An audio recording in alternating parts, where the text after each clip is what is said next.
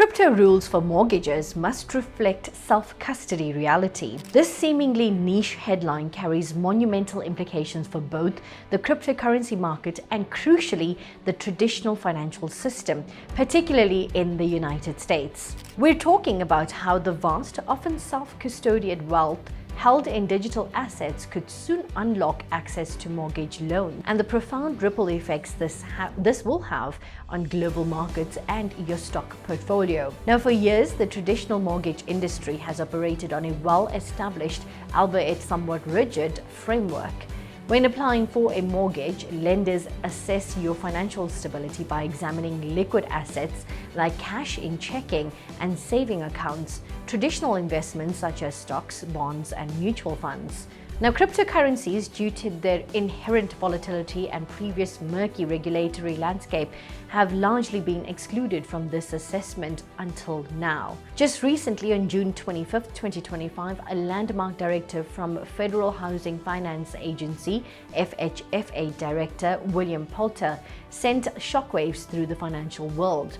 He explicitly ordered Fannie Mae and Freddie Mac, the two government-sponsored enterprises that underpin a significant portion of the US mortgage market, to develop guidelines for considering cryptocurrency holdings as assets in mortgage originations. This is a game changer. For the first time, borrowers may soon be able to leverage their crypto investments to strengthen their financial profiles when seeking home loans.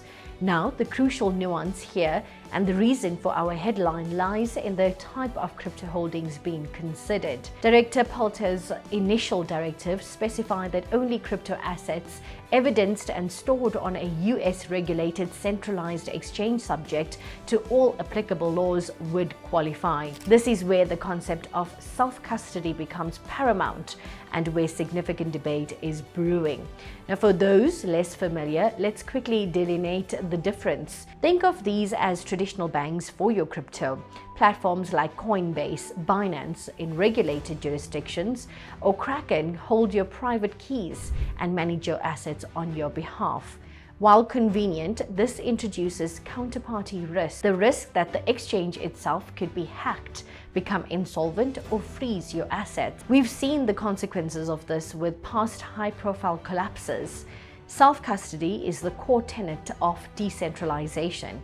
When you self-custody your crypto, you hold your own private keys, typically on a hardware wallet like a Ledger or Trezor, a secure software wallet, or even a paper wallet.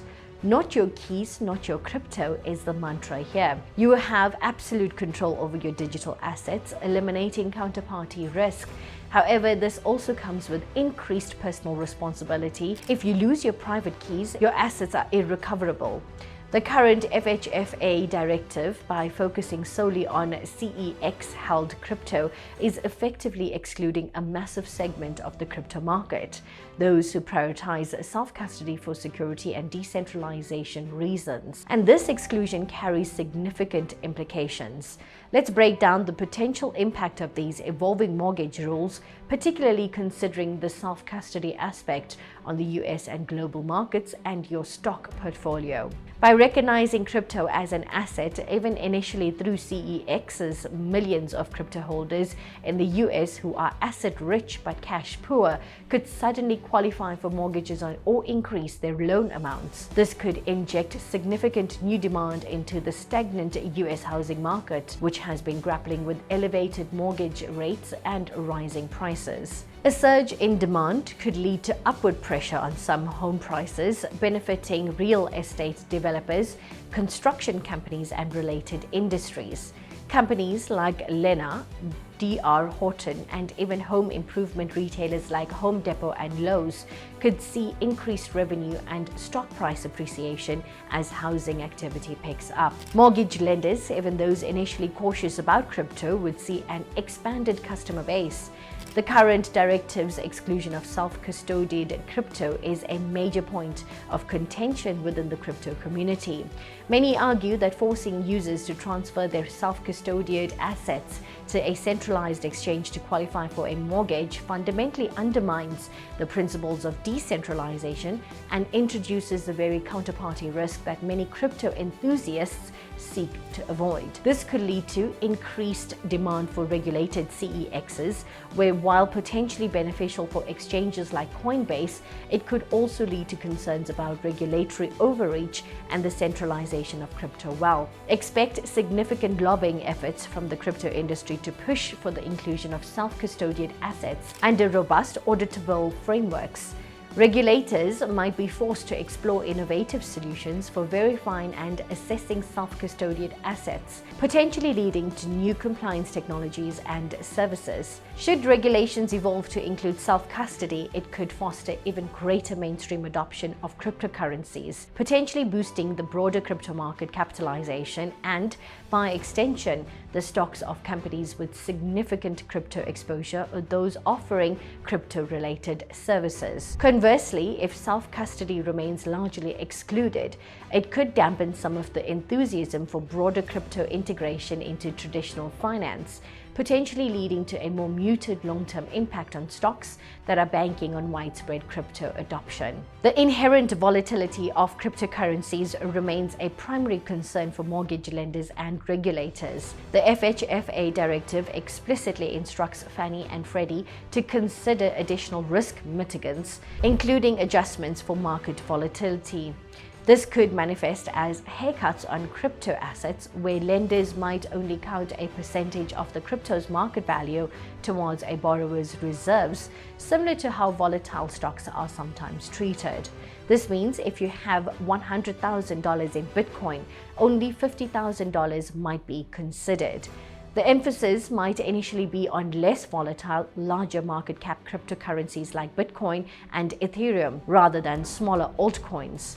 The recent passage of the Guiding and Establishing National Innovation for U.S. Stablecoins Act, or GENIUS Act, on July 17, 2025, which aims to regulate payment stablecoins, could pave the way for stablecoins, which are cryptocurrencies pegged to fiat currencies like the USD, to be more readily accepted as reserves due to their lower volatility. This makes stablecoin issuers and their underlying technologies highly relevant. The development of robust risk mitigation frameworks could build confidence among institutional investors, potentially attracting more capital into the crypto space and related stocks. However, overly conservative haircuts or restrictions could limit the practical utility of crypto for mortgages, tempering the upside for companies hoping to capitalize on this trend. Now, the GENIUS Act, by bringing clarity to stablecoins, could boost companies involved in stablecoin infrastructure or those leveraging stablecoins for payments, potentially including traditional financial institutions looking to offer tokenized services. The FHFA's move signifies a broader trend of increasing regulatory engagement with the crypto sector in the US. This is not happening in a vacuum. We've seen efforts from the SEC, CFTC, and other bodies to establish clear frameworks. This patchwork, yet evolving regulatory landscape will continue to shape how traditional finance interacts with crypto. The discussion around crypto in mortgages highlights the growing interconnectedness between the crypto ecosystem and the traditional financial system. Failures or significant volatility in one could theoretically spill over into the other, although many experts argue the crypto market is still too small to pose systemic risk to the broader financial system. Regulatory clarity, even if it comes with stringent requirements, is generally viewed positively by traditional financial institutions and their investors. It provides a clearer roadmap for engagement and reduces uncertainty. Companies that can adapt quickly to these evolving regulations and offer compliant crypto-related services will likely outperform. Conversely, companies that fail to meet regulatory standards could face penalties or be sidelined. Financial institutions like JP Morgan Chase, which is already exploring loans against crypto holdings, which is primarily crypto ETFs as collateral, are closely watching these developments. Any significant movement here could influence their lending practices and investment strategies. Verifying the value, ownership, and history of digital assets, especially self-custodied ones, presents a technological and logistical challenge for traditional mortgage lenders. This will likely drive innovation in areas such as blockchain analytics, which are companies specializing in on-chain data analysis and forensic tools, will become increasingly important for lenders to assess crypto holdings. Digital identity solutions, secure and verifiable digital identity systems could play a crucial role in linking crypto wallets to individual borrowers. As more traditional finance players look to enter the crypto space, the demand for secure, compliant institutional custody solutions will grow. Technology companies specializing in blockchain infrastructure, cybersecurity for digital assets, and data analytics stand to benefit significantly from this increased demand. Consider companies like MicroStrategy, which has a substantial Bitcoin treasury, or even traditional tech giants exploring blockchain applications. While the focus today is on the US, it's important to understand that similar discussions are happening globally. Jurisdictions around the world are grappling with how to integrate digital assets into their financial system. The European Union is further along in developing a comprehensive regulatory framework with its markets in crypto assets regulation, which aims to provide clarity for crypto service providers and stablecoins. This could influence how European banks approach crypto-backed lending. Countries like Japan and Singapore have been more progressive in their approach to crypto regulation, often seen as leaders in the space. Their experiences could provide valuable lessons for the US. Globally, banking regulators are also addressing the risks of crypto exposure. The Basel Committee has proposed stringent capital requirements for banks holding crypto assets, including a very high 1,250% risk weighting for directly held cryptocurrencies. While crypto as collateral might sidestep this direct impact, it still influences how banks perceive and price risk associated with crypto in lending. Any relaxation or modification of these international standards could have a significant impact on how widely banks embrace crypto-backed loans. The global trend is clear. Digital assets are becoming an undeniable part of the financial landscape.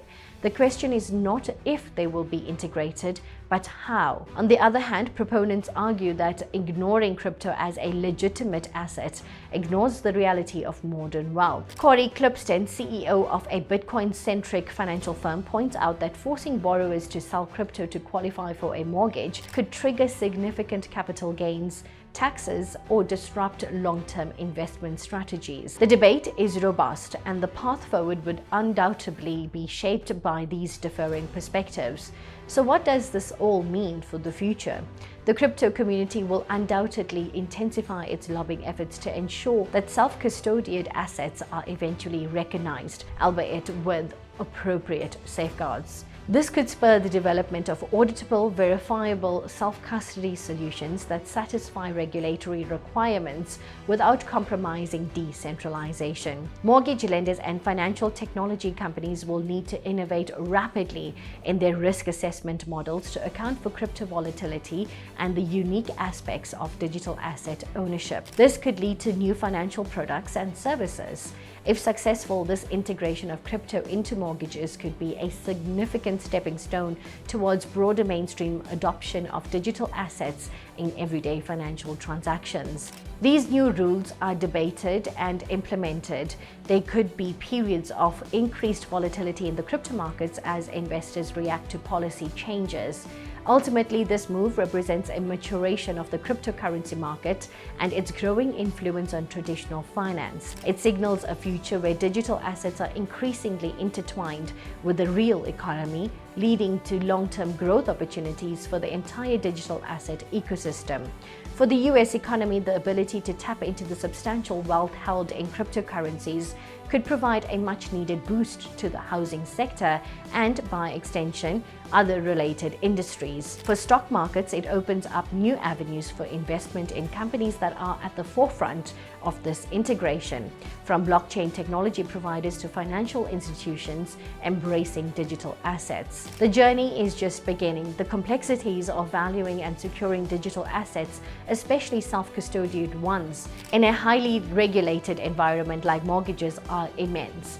But the potential rewards, a more inclusive and technologically advanced financial system, are equally significant. Now that's our deep dive into the fascinating intersection of crypto, mortgages, and the future of finance.